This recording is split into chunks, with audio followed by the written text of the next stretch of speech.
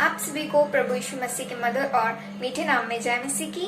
Hindi Bible study for youth group के माध्यम से संचालित इस बाइबल अध्ययन कार्यक्रम में मैं शैली Daniel youth anchor Katni Madhya Pradesh से आप सभी युवाओं का एक बार फिर प्रभु यीशु मसीह में अभिनंदन करती हूँ। यह अध्ययन कार्यक्रम आप सभी युवाओं के लिए बाइबल को समझने और पढ़ने को आसान करने के लिए बाइबल की प्रथम पुस्तक उत्पत्ति से अंतिम पुस्तक प्रकाशित वाक्य तक का दिन कराया जाता है। अब समय होगा हमारे बाइबल ग्रुप के biblical facilitator brother Johnson Paul का कि वे आज का दिन प्रारंभ करें। जय मसीह की। Hindi Bible study for youth group के माध्यम से संचालित इस बाइबल अध्ययन में आप सभी युवाओं का मैं जबलपुर से जॉनसन स्वागत करता हूं।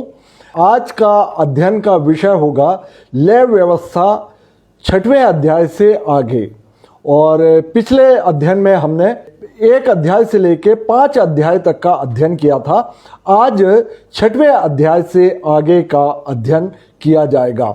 और पिछले अध्ययन में हमने देखा था जिसमें कि बलि वस्तुओं के नियम जो कि मूसा को दिए गए थे, मूसा को परमेश्वर ने अपनी सारी व्यवस्था दी थी और जिसमें कि अनेक नियम, विधियां, आज्ञाएं, धर्मानुष्ठान, चितौनियां, इस प्रकार की पूरी व्यवस्था परमेश्वर ने अपनी चुनी हुई प्रजा इजराइलियों के लिए मूसा के माध्यम से दिया गया था।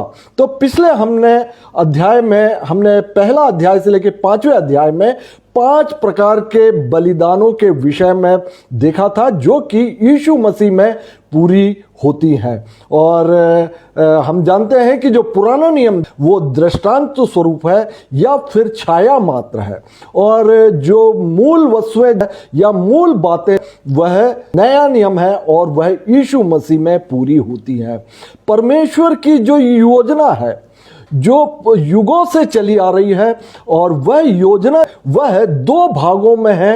एक तो पुराने नियम में स्थित है, दूसरा भाग जो नए नियम में परमेश्वर की योजना पाई जाती है। और पुराना नियम में परमेश्वर ने हर एक बातों को प्रैक्टिस के तौर पर बतलाया था, और नए नियम में आके वे बातें वह मसीह में पूर्ण होती हैं। और पिछले अध्ययन में हमने देखा था जो 5 बलिदान के विषय में हमने अध्ययन किया था, उसमें हमने देखा था कि बलि वस्तुओं के नियम दिखे थे। उसमें देखा था कि बलि वस्तु नर हो, पहलौठा हो, और बलि चढ़ाने वाला जो है बलि वस्तु के सिर पर हाथ रखता था, बलि वस्तु की कोई हड्डी ना तोड़ी जाए, और सुखदायक सुगंध के लिए फैट वह जलाया भी जाता था। और इसके बाद हमने देखा था लहू के महत्व के बारे में देखा था, क्योंकि लहू बहुत महत्वपूर्ण है बलिदान में, और इस लहू के बहाए जाने को हम नए नियम में जो कि परमेश्वर की पूर्ति है वह यीशु मसीह में भी देख सकते हैं। तो हमने लहू के महत्व के विषय में हमने देखा था जैसा कि परमेश्वर का वचन जो कि मूसा को दिया गया था, और वह बतलाया गया कि मांस को प्राण समेत अर्थात लहू समेत तुम ना खाना, क्योंकि शरीर का प्राण लहू में रहता है, और उसको मैंने तुम लोगों को वेदी पर चढ़ाने के लिए दिया हुआ है, ताकि तुम्हारे प्राणों के बदले प्रायश्चित किया जाए, क्योंकि प्राण के कारण लहू ही से प्रायश्चित होता है। लहू ही से प्राण का प्रायश्चित प्राण के द्वारा होता है, और जो लहू में ही प्राण स्थित रहता है, इसीलिए लहू के द्वारा हमारे आपके प्राणों का प्रायश्चित भी होता है। और हमने देखा था कि लहू और चर्बी ये 2 बातों को खाने के लिए परमेश्वर ने मनाही की थी, और लहू में क्योंकि प्राण होता है वो प्रायश्चित के लिए दिया गया है, इसीलिए खाने के लिए मना किया गया था। और जो चर्बी वह परमेश्वर की है, और चर्बी को जलाए जाने से, बलि वस्तु के चर्बी को जलाए जाने से जो सुखदायक सुगंध उत्पन्न होता था उससे परमेश्वर प्रसन्न होते थे, और वे पापों को क्षमा करने का प्रावधान उन्होंने दिया था, जिसको कि हमने पिछले अध्ययन में देखा था।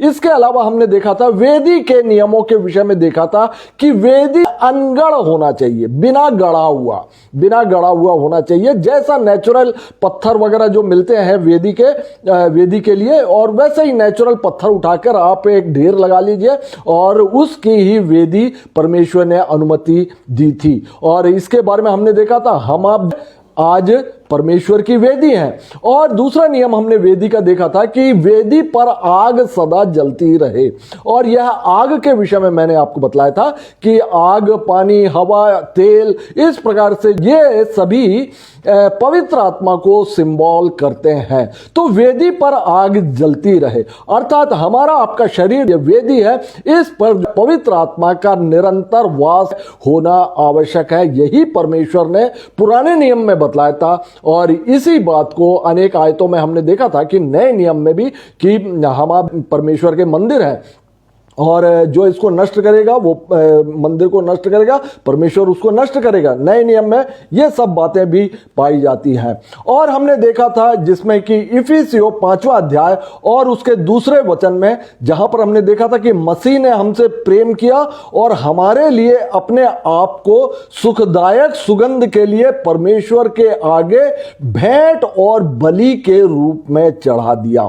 और इस प्रकार से हमने देखा था पिछले अध्ययन में कि हमारी आपकी प्रार्थनाएं ही जो परमेश्वर के लिए आज सुखदायक सुगंध है। आज जो है बलि जानवरों का नहीं किया जाता, लेकिन जो नियम वही होते हैं, और आज जो सुखदायक सुगंध परमेश्वर को हमारी और आपकी प्रार्थनाएं वही सुखदायक सुगंध है। वेदी हम स्वयं है और हमारा शरीर है, और जो भेंट जो चढ़ाना है, और जैसे राजा दाऊद के अनुसार धन्यवाद का ही बलिदान भी हमको चढ़ाना है। तो इस प्रकार, और हमने देखा था कि दो प्रकार की बलि के विषय में मैंने आपको बतलाया था कि एक तो व्यक्तिगत बलि हुआ करती थी, और दूसरा मंडली या समूह के लिए बलिदान किए जाते थे, पूरी मंडली के लिए, इजरायली मंडली के लिए। और यही बलिदान यीशु मसीह ने समस्त मानव जगत के लिए या मानव जाति के लिए उन्होंने एक ही बार बलि होकर आज पिता परमेश्वर के दाहिने ओर जा बैठे हैं। और इसके बाद हमने देखा था कि बलि वस्तु में उपयोग होने वाले विभिन्न प्रकार के जानवर, पक्षी आदि जो शुद्ध पशु और पक्षी हैं, उनके विषय में भी हमने देखा था। लेव व्यवस्था में जो 1 से लेकर 5 अध्याय में जो 5 प्रकार के बलिदान है, उसके विषय में भी हमने जाना था कि यह 5 जो बलिदान है वो दृष्टांत स्वरूप यीशु मसीह में स्थित जो 5 घाव उनको क्रूसिफिकेशन के टाइम पर जो दिए गए थे मनुष्यों ने, और वे ही 5 घावों को वो सिंबल करते हैं, जैसे कि सिर पर कांटों का मुकुट रखना, और हाथों में जो कीले का ठोके जाना, और पांवों में कीले ठोके जाना, और भाले से पंजर में छेद किए जाना या पंजर में भाला मारना, और पीठ पर कोड़ों की मार। इस प्रकार के जो 5 घाव हैं वे यीशु मसीह में इन्हीं 5 बलिदान वो सिंबल करते हैं। ये जो 5 बलिदान के विषय में हमने जाना था होम बलि के विषय में देखा था, और अन्न बलि के विषय में, मेल बलि के विषय में, पाप बलि के विषय में, और दोष बलि के विषय में। इस प्रकार के 5 बलिदानों के विषय में जो कि पुराने नियम में परमेश्वर ने अपनी चुनी हुई प्रजा इजराइलियों के लिए मूसा के द्वारा प्रदान किया गया था, और इसी को पालन करने के द्वारा पाप क्षमा होते थे। तो विभिन्न प्रकार के पापों के लिए विभिन्न बलिदान भी लेवी व्यवस्था में बतलाया गया है। और आज की तारीख में हम आप जानते हैं कि परमेश्वर ने जब उनकी चुनी हुई प्रजा इजराइलियों ने, अर्थात यहूदियों ने या इजराइलियों ने जब वाचा को तोड़ दिया, तब परमेश्वर ने नई वाचा बांधी जो कि मसीह के द्वारा बांधी गई। और इस मसीह के द्वारा बांधी गई नई वाचा में जो पुराने जो खतना वगैरह जो दिया था, अब जो नया नियम बतलाता है कि मन का खतना हो,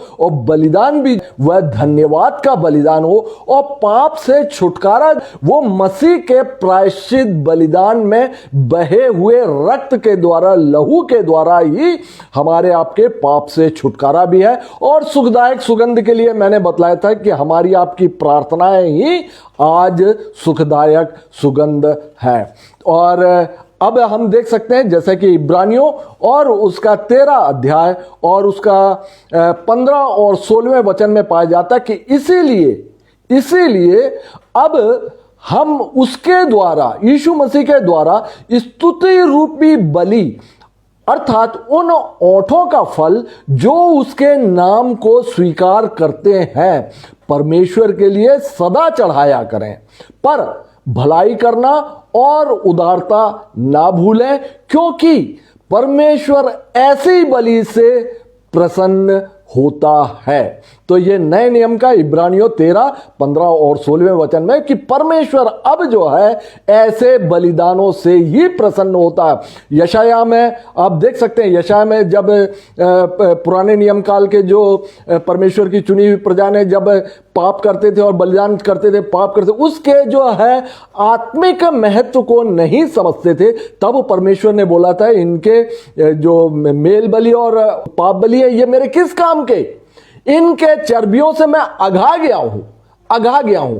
इसीलिए इब्रानियों में बतलाया गया कि परमेश्वर ऐसी बलियों से, स्तुति रूपी बलियों से, परमेश्वर जो है स्तुति के सिंहासन पर विराजमान है, वे स्तुति और महिमा के लिए जिस प्रकार से मनुष्यों को उन्होंने जिस उद्देश्य के लिए सृजा था और स्वर्गदूतों को भी जिस उद्देश्य के लिए सृजा है, परमेश्वर की आराधना, स्तुति और महिमा करने के लिए ही स्वर्गदूतों को भी सृजा और इसीलिए मनुष्य को भी सृजा गया था।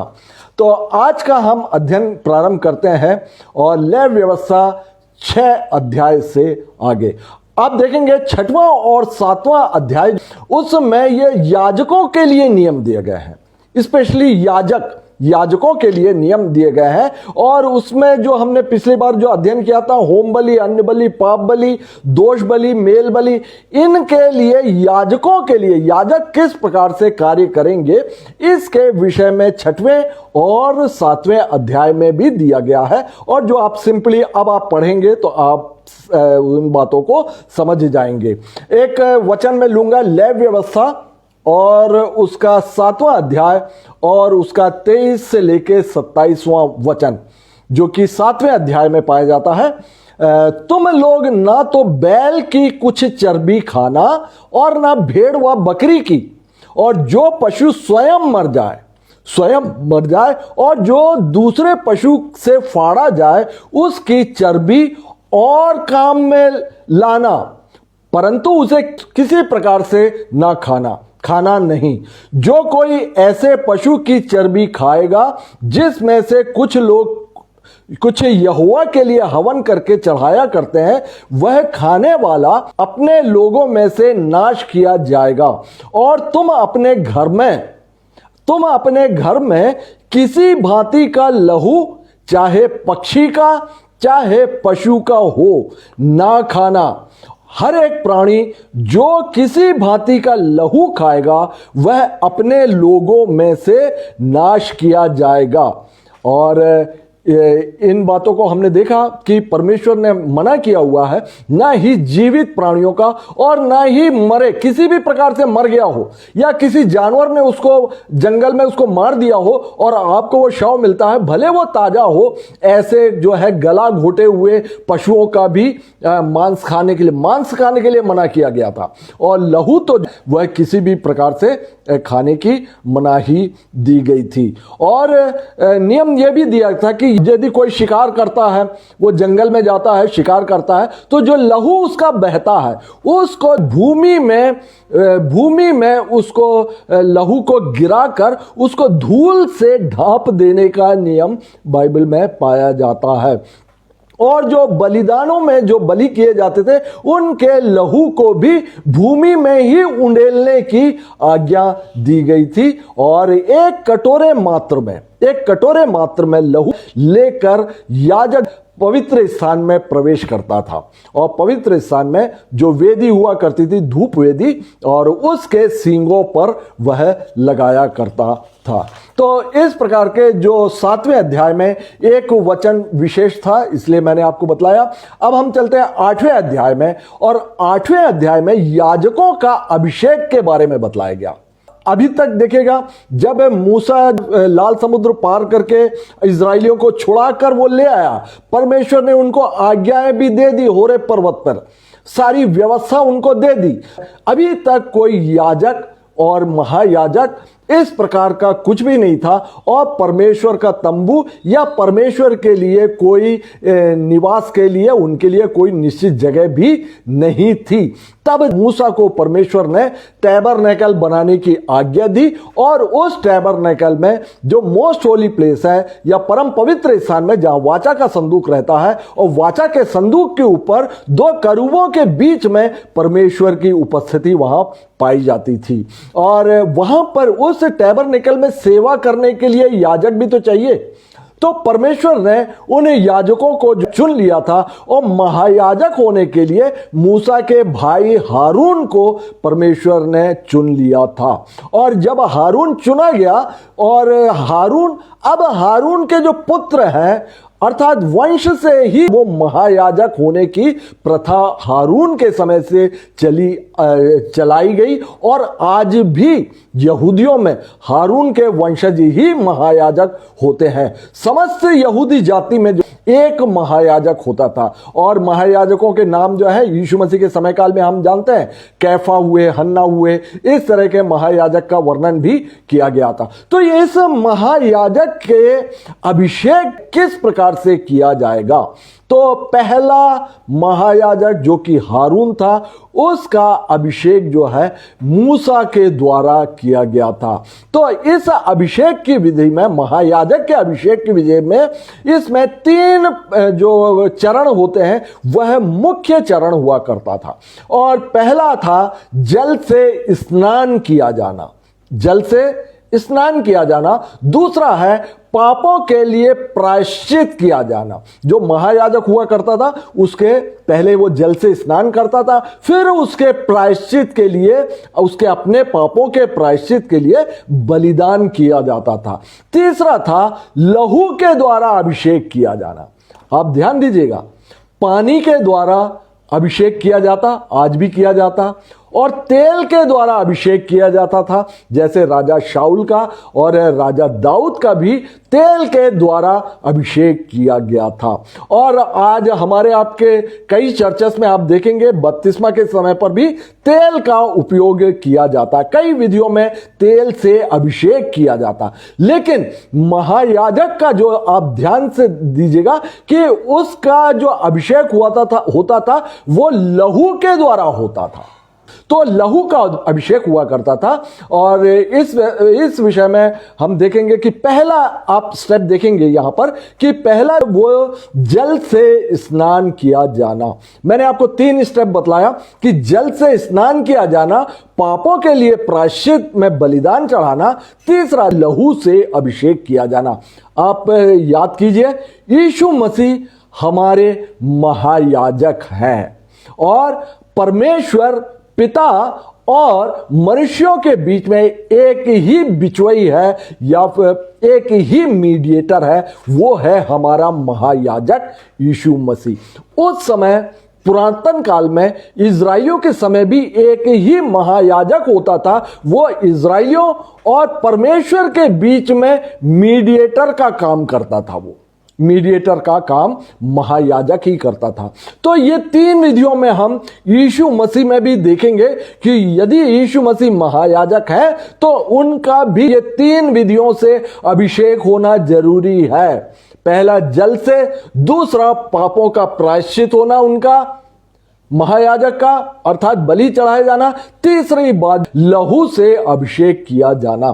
तो अभी हम फिलहाल हारून का अभिषेक देख रहे हैं प्रथम महायाजक होने के लिए। साथ ही साथ हम नए नियम के वचनों के आधार पर हम यीशु मसीह का भी अभिषेक इसमें देखते हुए चलेंगे। तो लेवी व्यवस्था उसका 8वां अध्याय और उसका 6वां वचन। जब मूसा ने जब निवास स्थान के द्वार पर सारे इजराइलियों को उन्होंने इकट्ठे कर लिया, क्योंकि हारून का महायाजक होने के लिए अभिषेक किया जा रहा था, तब जो टैबरनेकल के द्वार पर सारे इजराइलियों को उसने इकट्ठा किया। फिर लिखा हुआ, फिर मूसा ने हारून और उसके पुत्रों को समीप ले जाकर जल से नहलाया। अब आप देख सकते हैं कि यदि सबसे पहला स्टेप है कि जल से उसको नहलाया जाता था। हारून के जो है 4 पुत्र थे, नादाब, अबीहू और एलिएजर और ईतामार, 4 पुत्र याद रखिएगा। अब ये आगे और इसका वर्णन आएगा, क्योंकि हारून के बाद अगला जो महायाजक होगा वह नादाब को ही होना है, क्योंकि नादाब जो है चारों पुत्रों में बड़ा पुत्र है। नादाब, अबीहू, एलिएजर और ईतामार। तो आगे इसका वर्णन आएगा। अभी हम देखते हैं कि सबसे पहले महायाजक होने के लिए और याजकी पद के लिए इनके पुत्रों को और महायाजक होने के लिए हारून को नहलाया गया। यीशु मसीह को कैसे नहलाया गया? यीशु मसीह महायाजक है, तो यह पहला स्टेप उनको पूरा किया जाना आवश्यक है। यीशु मसीह का नहलाया जाना आवश्यक है। और क्योंकि महायाजक का जो विधि जो दिया है पुराने नियम में, जो कि दृष्टांत है और मूल महायाजक में और हर एक बातों में पुराने नियम का, नए नियम में वह नया नियम ही है। तो हम देखते हैं कि यीशु मसीह का नहलाया जाना या स्नान किया जाना महायाजक होने के लिए किन वचनों में पाया जाता? मत्ती रचित सुसमाचार और उसका 3रा अध्याय और उसका 13 से लेके 15वां वचन। उस समय यीशु मसीह गलील से यरदन के किनारे पर यूहन्ना के पास आए, उससे बपतिस्मा लेने लगे। यूहन्ना बपतिस्मा दाता के पास वे आए यीशु मसीह, परंतु यूहन्ना ने उनको रोका और यह कहा, मुझे आपके हाथ से बपतिस्मा लेने की आवश्यकता है और आप मेरे पास आए हैं। यूहन्ना बपतिस्मा दाता यीशु से बोल रहे हैं। यीशु ने यूहन्ना को यह उत्तर दिया, अब तो ऐसा ही होने दे, क्योंकि हमें इसी रीति से सब धार्मिकता को पूरा करना उचित है। पूरा करना उचित है। यूहन्ना ने उनकी बात मान ली। धार्मिकता क्या था? महायाजक होना है, और महायाजक होने के लिए सबसे पहला था नहाया जाना। और बपतिस्मे में यीशु मसीह का यही स्थान, जिसके लिए लिखा हुआ है कि इसी रीति से सब धार्मिकता को, धार्मिकता कौन सी? जो परमेश्वर ने पुराने नियम में दिया हुआ था, वे सब बातें अब इसी रीति से यीशु मसीह पर पूरा होना है। तो यहां पर हम देखते हैं कि महायाजक यीशु मसीह का यहां पर स्नान सबसे पहले, जैसे ही उन्होंने बपतिस्मा लिया, जैसे ही उन्होंने बपतिस्मा लिया, तभी कबूतर जो है पवित्र आत्मा की नाई उन पर उतरा और वे प्रचार करने लगे थे कि मन फिराओ, क्योंकि स्वर्ग का राज्य निकट आ गया है। तो यहां पर स्नान का विषय में हमने देखा, और यहां पर आप देखेंगे यीशु मसीह बलि के मेमने भी हैं, और मेमने का भी बलिदान के पहले पुराने नियम में प्रावधान है कि जो व्यक्ति पाप किया रहता था वो उस मेमने को पहले स्नान करा के शुद्ध करके ही वो यहां पर टैबरनेकल में लेकर आता था, और टैबरनेकल में उसके बाद ही बलिदान होता था। तो बलिदानों के नियमों में जो मेमने का भी नहलाया जाना आवश्यक था सबसे पहले, और यही बात यीशु मसीह में पूरी होती है। दूसरी बात, यीशु मसीह क्योंकि महायाजक थे और महायाजक हारून का पहला नहलाया गया, और इसीलिए यीशु मसीह का भी नहलाया, उनका जो बपतिस्मा था वह जो है एक प्रकार का जल में उनको नहलाए जाने का ही जो धार्मिकता उनकी पूरी होती है। और दूसरी बात हम देखते हैं, जैसे कि मैंने हारून के विषय में बताया या महायाजक होने के विषय में बताया, कि पापों के लिए प्रायश्चित किया जाता था। पापों के लिए, अपने पापों के लिए, अपने, क्योंकि हारून जो था, हारून के पापों के लिए भी प्रायश्चित किया जाना आवश्यक था। तो इस विषय में हम देखते हैं लेवी व्यवस्था 8वां अध्याय और 14 और 15वें वचन में। तब वह अर्थात हारून पाप बलि के बछड़े को समीप ले गया, और मूसा जो है पाप बलि के बछड़े को समीप ले गया, और हारून और उसके पुत्रों ने अपने अपने हाथ पाप बलि के बछड़े के सिर पर रखे। तब वह बलि किया गया, और मूसा ने लहू को लेकर उंगली से वेदी के चारों सींगों पर लगाकर पवित्र किया, और लहू को वेदी के पाए पर उंडेल दिया, और उसके लिए प्रायश्चित करके, हारून और उसके पुत्रों के लिए प्रायश्चित करके उनको पवित्र किया पहले। तो अब आप देख रहे हैं कि जो महायाजक होने के लिए सबसे पहले स्नान किया जाता था। दूसरा, अपने पापों के लिए, क्योंकि महायाजक इब्रानियों में दिया कि कोई भी महायाजक ऐसा नहीं है जो कि पापी ना हो, हर एक मनुष्यों में से लिया जाता है और हर एक मनुष्य जो है वह पापी होता है। तो ये महायाजक भी वह मनुष्यों में से लिया जाता है और इसी प्रकार का हारून को अपने पापों के लिए प्रायश्चित करना पड़ा था। तो महायाजक होने के लिए और दूसरे स्टेप में उसको प्रायश्चित करना। अब आप देख सकते हैं कि यीशु मसीह ने कहां प्रायश्चित किया। यीशु मसीह ने तो हमारे आपके पापों के लिए प्रायश्चित किया ना, हमारे आपों के पापों के लिए तो मेमने के रूप में बलिदान दिया ना। महायाजक होने के लिए स्वयं के पापों के लिए कहां बलिदान दिया गया, इनको हम वचनों में हम देखेंगे कि आप देख सकते हैं पहला यूहन्ना और 3 अध्याय और उसका 5वां वचन। तुम जानते हो कि वह इसलिए प्रकट हुआ, यीशु मसीह इसलिए प्रकट हुआ कि पापों को हर ले जाए, पापों को उठा ले जाए और उसके स्वभाव में पाप नहीं। इब्रानियों 4 अध्याय और 15वां वचन, हमारा ऐसा महायाजक नहीं जो हमारी निर्बलताओं में हमारे साथ दुखी ना हो सके, वरन वह सब बातों में हमारी नाई परखा तो गया। यीशु मसीह हमारी नाई परखा तो गया तो भी निष्पाप निकला। और दूसरा कुरिन्थियों और उसका 5वां अध्याय और 21वां वचन, जो पाप से अज्ञात था, यीशु मसीह जो पाप को जानता तक नहीं था, जो पाप से अज्ञात था, उसी को परमेश्वर ने हमारे लिए पाप ठहरा दिया कि हम उसमें होकर परमेश्वर की धार्मिकता बन जाए। तो अब आप देख सकते हैं कि यीशु मसीह का जो महायाजक होने के लिए प्रायश्चित नहीं किया गया क्योंकि उसमें पाप है ही नहीं। और संसार के अंदर ऐसा कोई भी व्यक्ति नहीं है जो कि निष्पाप है, जो कि निष्पाप है। इसीलिए प्रत्येक व्यक्ति को बलिदान की आवश्यकता है, पाप क्षमा की आवश्यकता है। लेकिन यीशु मसीह को पाप क्षमा की आवश्यकता नहीं, क्योंकि यीशु मसीह स्वयं परमेश्वर भी थे, क्योंकि वचन ही देहधारी हुआ था, वचन ही देहधारी हुआ था। तो दूसरे स्टेप में हमने देखा कि पहला स्टेप था स्नान किया जाना और दूसरे स्टेप को हमने देखा कि जो कि लेव व्यवस्था 8वें अध्याय का अध्ययन हम कर रहे हैं। इनमें जो है हारून का महायाजक होने के लिए जो संस्कार दिए गए हैं या जो विधि दी गई है, उसके अंतर्गत हम देख रहे हैं कि पहले महायाजक के लिए स्नान किया जाता था, दूसरा अपने पापों के लिए प्रायश्चित किया जाता था। तीसरा स्टेप लहू से अभिषेक किया जाना। जो महायाजक होता था उसका लहू से उसका अभिषेक किया जाता था। आप जो हमने जो दूसरा स्टेप देखा जिसमें कि यीशु मसीह जो है वो निष्पाप थे, लेकिन क्रूसिफिकेशन के टाइम पर या प्रायश्चित बलिदान के समय पर क्रूस पर यीशु मसीह ने बोला था, हे मेरे परमेश्वर तूने मुझे क्यों छोड़ दिया।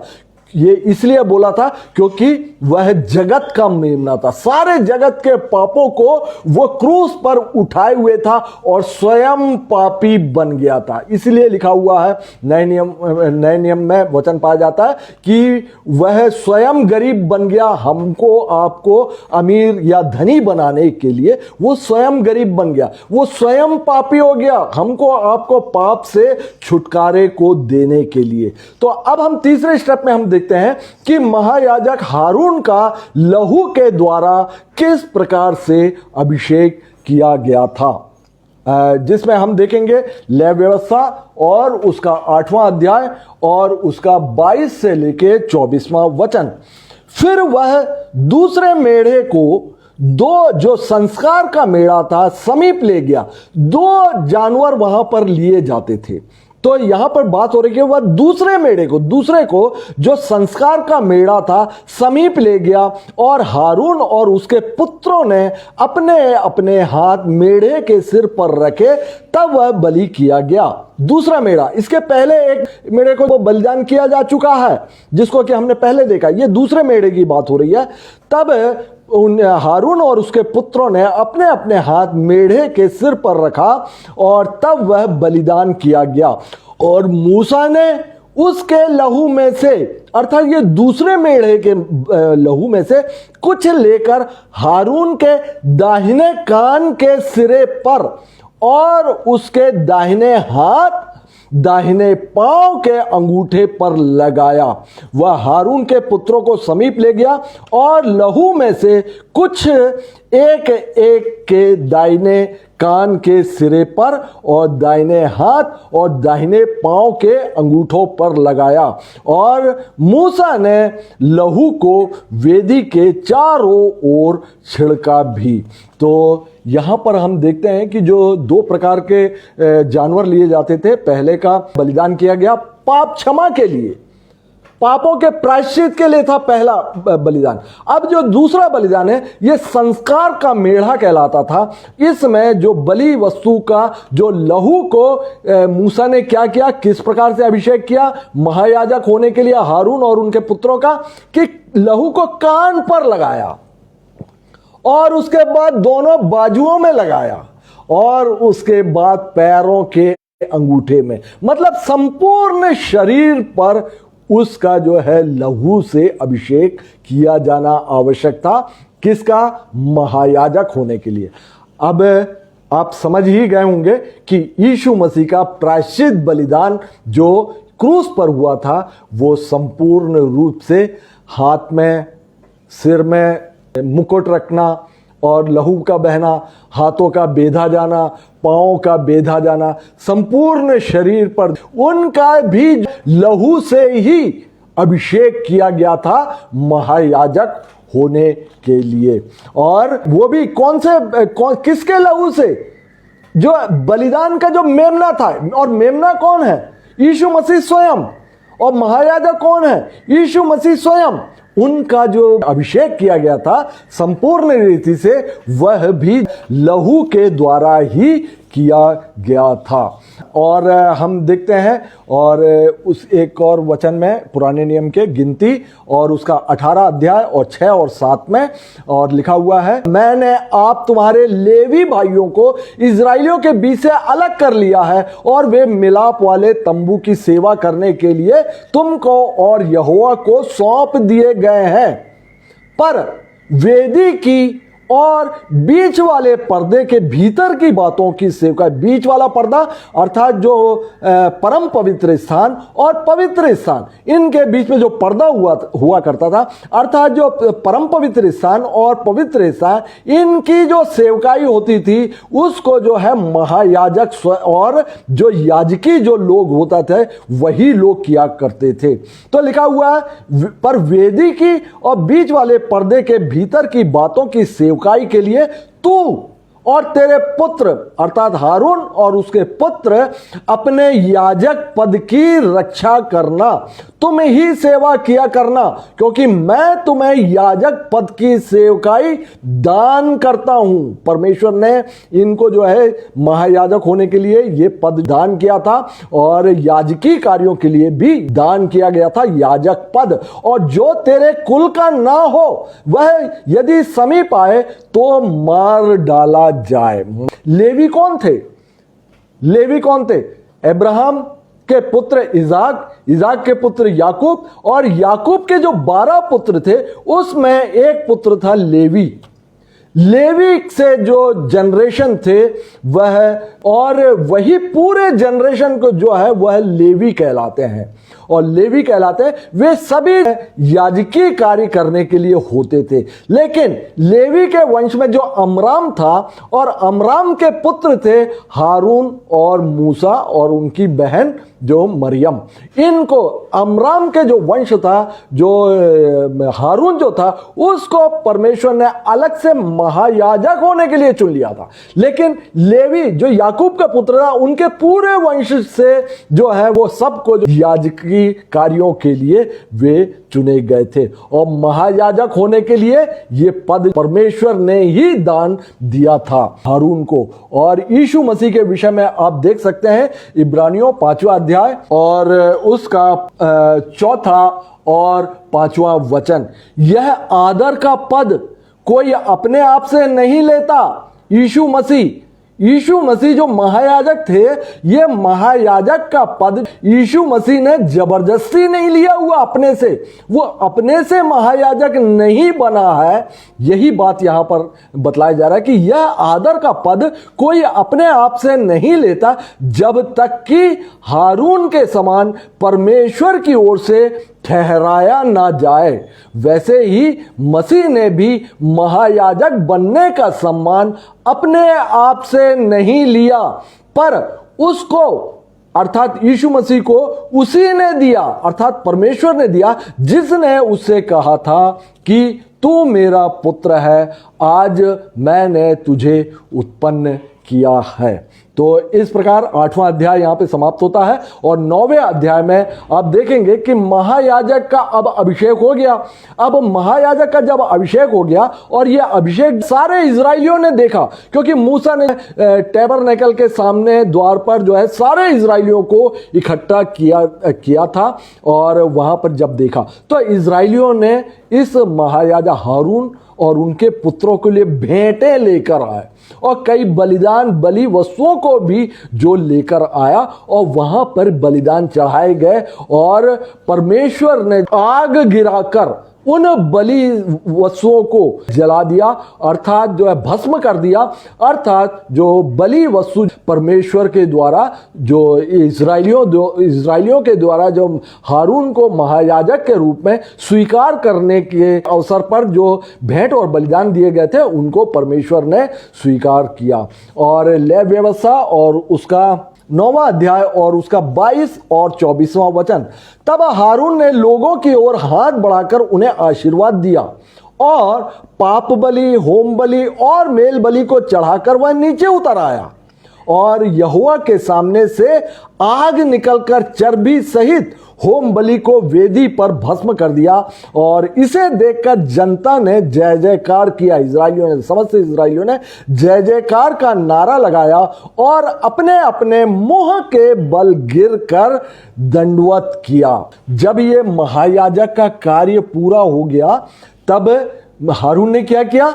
समस्त इजरायलियों को आशीर्वाद दिया। मैं आपको एक बार और फिर उस पहले वचन में लेकर जा रहा हूं। तब हारून ने लोगों की ओर हाथ बढ़ाकर उन्हें आशीर्वाद दिया। अब यदि हारून के अभिषेक के बाद आशीर्वाद दिया जाना था तो यीशु मसीह भी, क्योंकि महायाजक थे, उनको भी आशीर्वाद दिया जाना था यीशु मसीह के द्वारा। तो ये आप देखेंगे जो है यूहन्ना रचित सुसमाचार और उसका 14 अध्याय और उसका 27वें वचन में यीशु मसीह ने बोला था, मैं तुम्हें शांति दिए जाता हूं, अपनी शांति मैं तुम्हें देता हूं। यह आशीष वचन था ये यीशु मसीह का, या फिर जो नए नियम के महायाजक का। और हमने देखा था कि जो इजरायलियों ने जो भेंट और बलिदान लाए थे, परमेश्वर ने आग गिराकर उनको भस्म कर दिया था। इस प्रकार से आकाश से आग गिराने के बाइबल में कई उदाहरण पाए जाते हैं।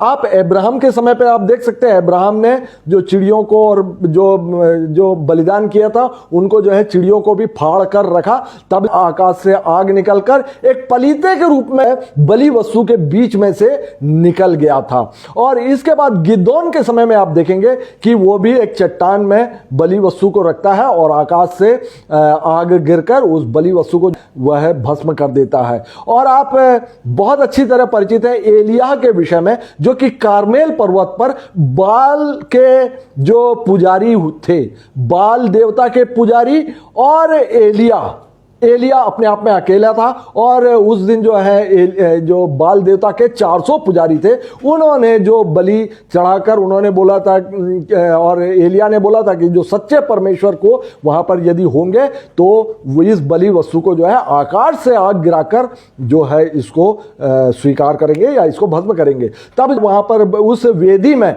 बहुत सारे मटकों में पानी डाला गया और बलि वस्तु को काट के वहां रखा गया। और तब जो आकाश आग गिरी, सिर्फ जो बलि वस्तु अकेला नहीं, वो वेदी तक को भस्म कर दिया। वहां पूरे पत्थर की वेदी थी, पूरा पत्थर तक भस्म हो गया था। यह विवरण एलिय्याह के विषय में पाया जाता है। तो इस प्रकार से आकाश से आग गिराकर परमेश्वर द्वारा स्वीकृति की ये घटनाएं बाइबल में अनेक स्थलों में पाया जाता है। अब हम चलते हैं 10वें अध्याय में, और 10वें अध्याय में जो हारून जो थे, मैंने उसके 4 पुत्रों के नाम बतलाया आपको, नादाब, अबीहू, एलिएजर और ईतामार। इन चारों का अभिषेक हारून के साथ किया गया था। लेकिन नादाब और अबीहू ने एक घटना ऐसी हुई है जिसके विरुद्ध में परमेश्वर बहुत नाराज हुए और उनको जो है मार डाला। नादाब अबीहू को उन्होंने, परमेश्वर ने मार डाला। 10वें अध्याय में हम इसका विवरण पाते हैं। लय व्यवस्था उसका 10वां अध्याय और पहला और दूसरा वचन। तब नादाब और अबीहू नामक हारून के 2 पुत्रों ने अपना अपना धूप दान लिया और उनमें आग भरी और उसमें धूप डालकर, धूप अर्थात सुगंध के लिए, तो इंसेंस जो है वो आग में डाला गया। धूप में डालकर उस ऊपरी आग की जिसकी आज्ञा यहोवा ने नहीं दी थी, यहोवा के सम्मुख आरती दी। तब यहोवा के सम्मुख से आग निकलकर उन दोनों को भस्म कर दिया और वे यहोवा के सामने ही मर गए। ये हुआ क्या था, मैं आपको चित्र के माध्यम से आपको बतलाऊंगा। ये देखिए, ये टैबरनेकल है और ये 3 भागों में हुआ करता था, जो जहां से ये धुआं जैसा निकल रहा है, ये परमेश्वर की उपस्थिति है।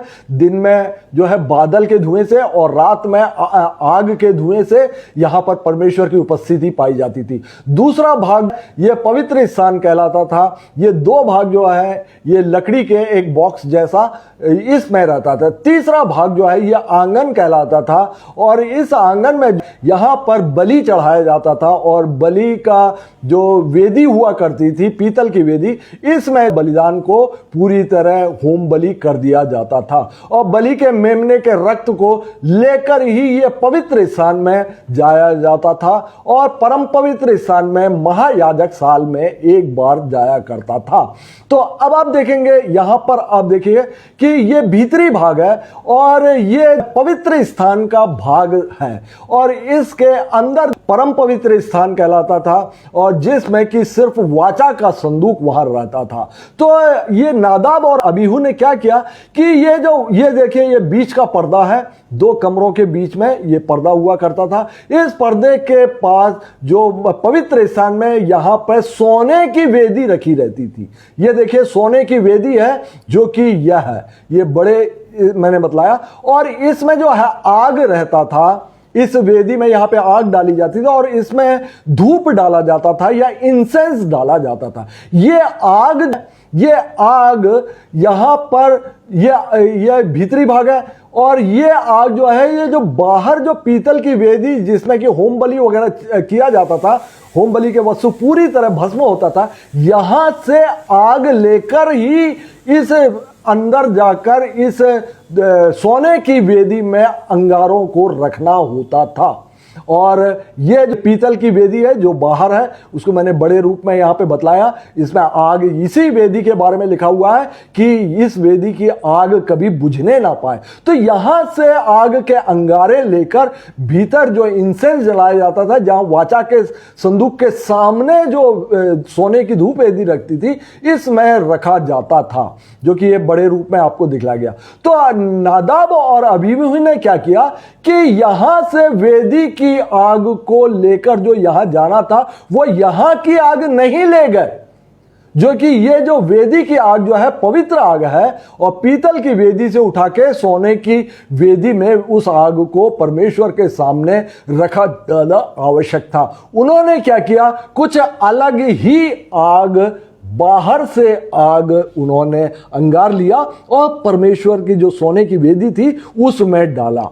परमेश्वर ने जो नियम दिया था, परमेश्वर के नियम के विरुद्ध हो गया और परमेश्वर ने उसी समय, उसी स्पॉट पर उनको, वहां पे दोनों को, नादाब और अबीहू दोनों को ही मार डाला।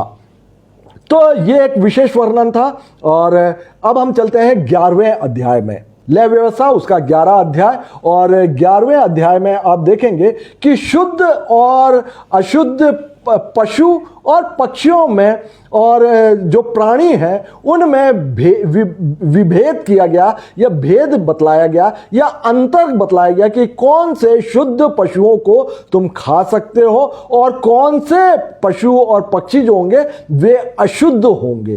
तो इसकी जो पहचान करने के लिए यहां पर बतलाया गया है, और बतलाया गया है कि किसी भी हालत में लहू और चर्बी तो किसी भी हालत में नहीं खाना, चाहे वो शुद्ध पशु क्यों ना हो या शुद्ध पक्षी क्यों ना हो, लहू और चर्बी तो किसी भी हालत में नहीं खाना था, और सिर्फ शुद्ध पशुओं को ही और पक्षियों को ही खाए जाने की जहां पर व्यवस्था दी गई थी। तो परमेश्वर ने जो व्यवस्था दी थी लय व्यवस्था उसके 11वें अध्याय में, वो इस प्रकार से था कि लय व्यवस्था 11 अध्याय 1 से लेकर 3रा वचन, फिर यहोवा ने मूसा और हारून से कहा, इस्राएलियों से कहो कि जितने पशु पृथ्वी पर हैं, अर्थात चौपाए 4 पैरों से चलने वाले पशु, उन सबों में से तुम इन जीवधारियों का मांस खा सकते हो। पशुओं में से जितने चिरे व फटे खुर के होते हैं, चिरे व फटे खुर के होते हैं और पागुर करते हैं, उन्हें आप खा सकते हैं। आप यहां पर देख रहे हैं स्क्रीन में कि ये जो है ये खुर जो है ये फटा खुर है या चिरा खुर वाले जानवर हैं, और ये खुर देखिएगा जैसे घोड़ा हुआ, ऊंट हुआ, इनके खुर इस प्रकार से होते हैं, ये फटे नहीं होते, इसलिए घोड़े और ऊंट इनको खाना मना है। लेकिन जो फटे खुर वाले हैं इनको आप खा सकते हैं, जैसे बकरा हुआ, हिरण हुआ, ये सब जो पशुओं को आप खा सकते हैं। और दूसरी बात परमेश्वर ने बतलाया कि पागुर करने वाला हो। पागुर आप देखेंगे जो गाय, बैल, बकरी, हिरण ये सब जो है पहले जल्दी जल्दी वो खा लेते हैं, उसके बाद एक स्थान में बैठकर वो लोग पागुर करते हैं। पागुर करना मैं आपको बतलाऊं, वो इस तरह से वो पागुर किया करते हैं, अर्थात भीतर से वो जो मटेरियल को लेके मुंह में लेकर आते हैं और चबाते हैं और फिर वो भीतर उसको ले लेते हैं। तो इसको कहते हैं पागुर करना। तो परमेश्वर ने वचन दिया था कि चिरे खुर का होना चाहिए और पागुर करने वाला होना चाहिए। तो इससे आप पहचान सकते हो कि पशुओं में शुद्ध पशु कौन कौन से, अशुद्ध जो पशु हैं वे मैंने आपको बताया कि ऊंट जो है वह और घोड़ा, ये सब उनके खुर जो है फटे नहीं होते। और आप देखेंगे खरगोश जो है वो पागुर करता है, वो पागुर करता है, लेकिन उसके पैर देखेंगे खुर वाले नहीं है, और इस प्रकार से। और सूअर को आप देखेंगे, सूअर का जो खुर जो होता है वो फटा होता है सूअर, लेकिन वो पागुर नहीं करता, खुर फटा होता। तो ये जो इस प्रकार से तो ये अशुद्ध पशु को ठहराया गया था। शुद्ध पशु के लिए यह आवश्यक था वो पागुर करने वाला हो और उसका खुर भी फटा हुआ होना चाहिए।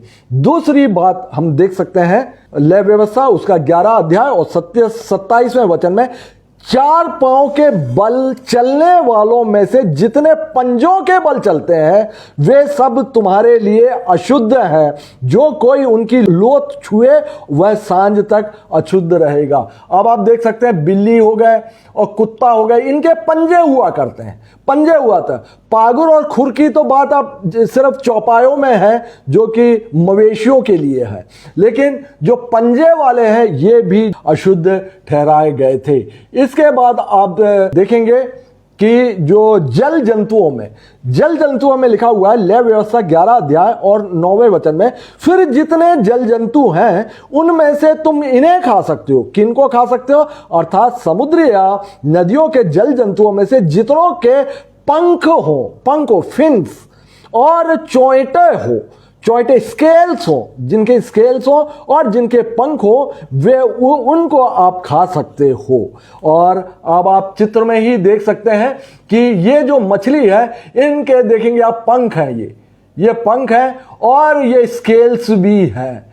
इनको आप इस तरह के जल जंतुओं को आप खा सकते हैं। दूसरा चित्र देखिए, ये बाम मछली है, इनके ना ये अपना पंख भी नहीं है और इनके स्केल्स भी नहीं है, ये चिकना होता, सांप के जैसे ये चिकना होता, बाम मछली होती। ये अपने पूंछ के बल से तैरती है, ये पूंछ के द्वारा ये तैरती है।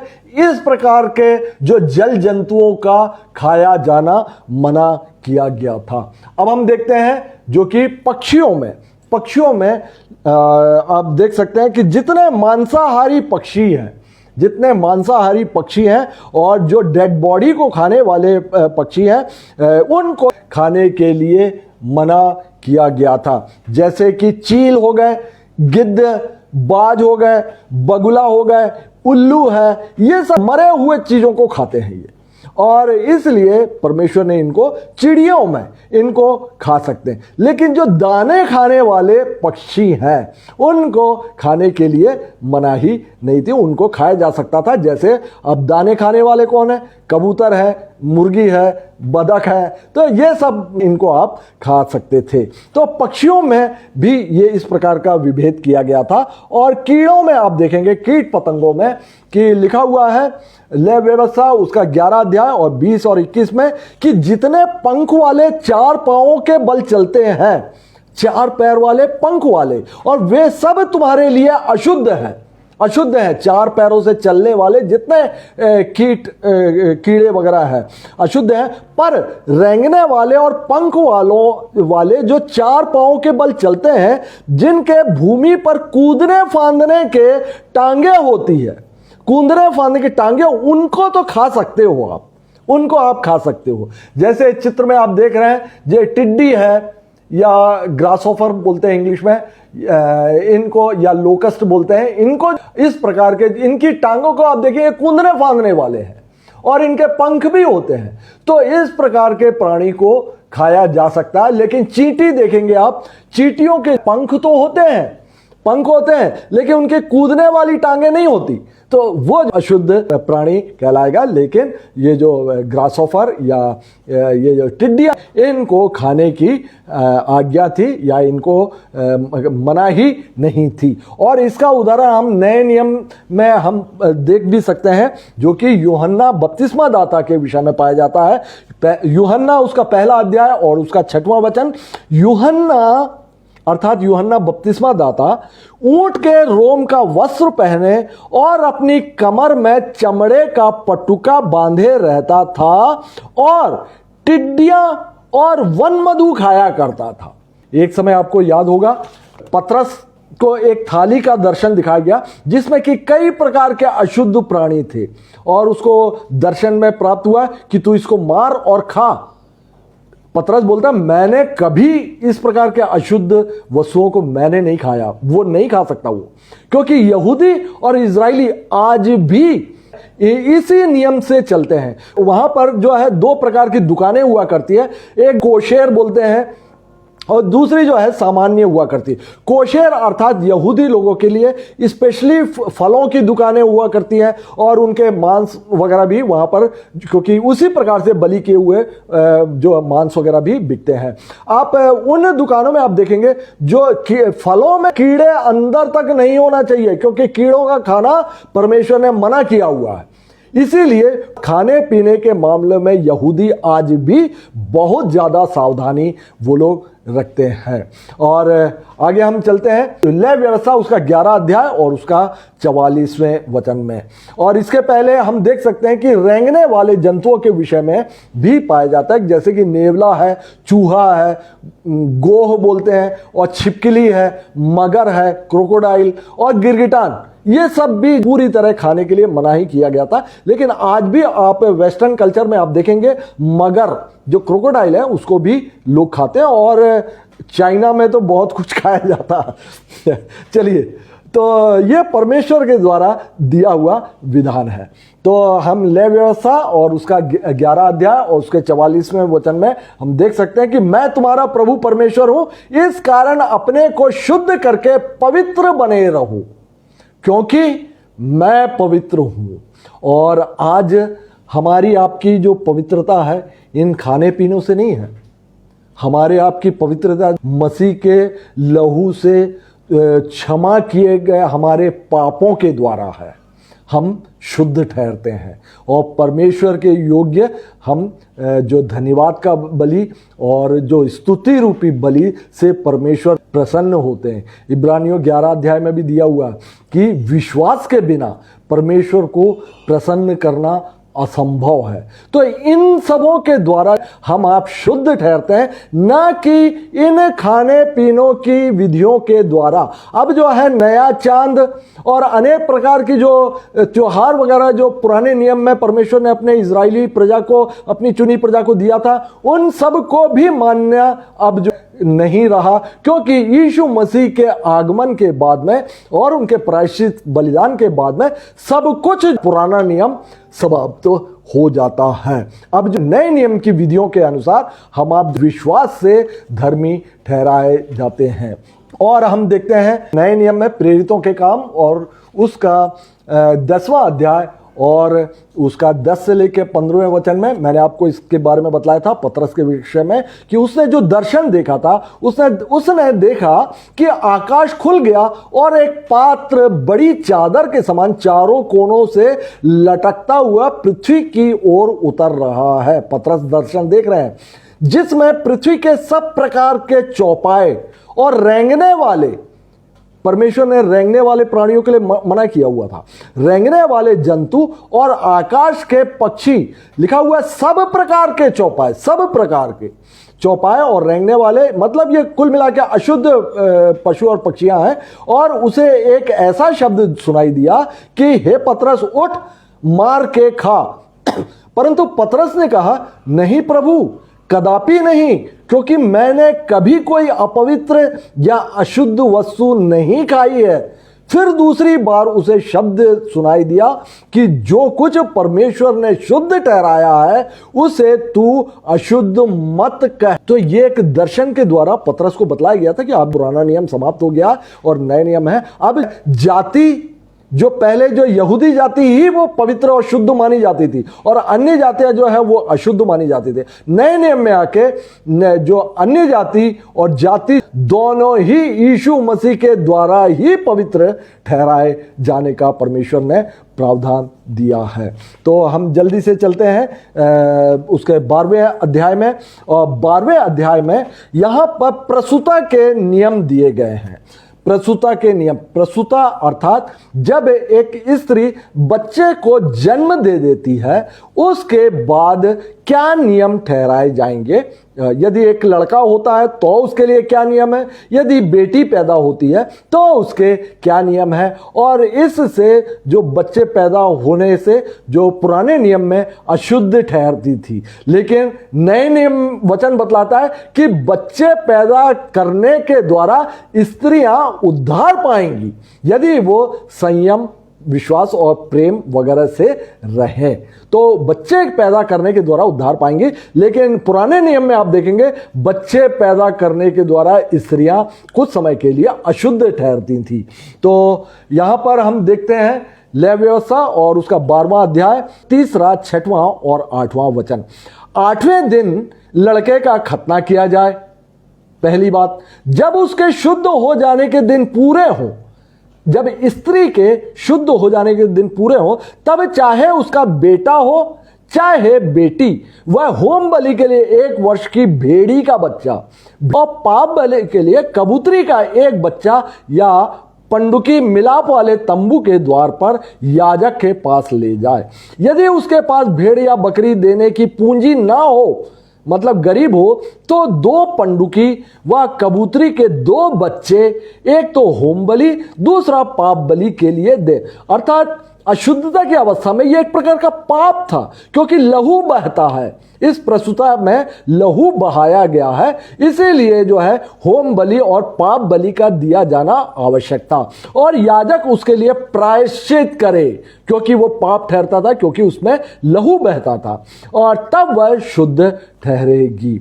और इस बात को आप नए नियम में यीशु मसीह में भी आप देख सकते हैं। यीशु मसीह के समय काल में, जो कि माता मरियम और जोसेफ ने जो चढ़ाया था, और यीशु मसीह का भी जब खतने का दिन वो 8वें दिन ठहराया गया था। लिखा है लूका 2 अध्याय और 21 से लेकर 24वां वचन, जब 8 दिन पूरे हुए और उसके खतने का समय आया, यीशु मसीह के खतने का समय आया, तो उसका नाम यीशु रखा गया, जो स्वर्गदूत ने उसके पेट में आने से पहले कहा था।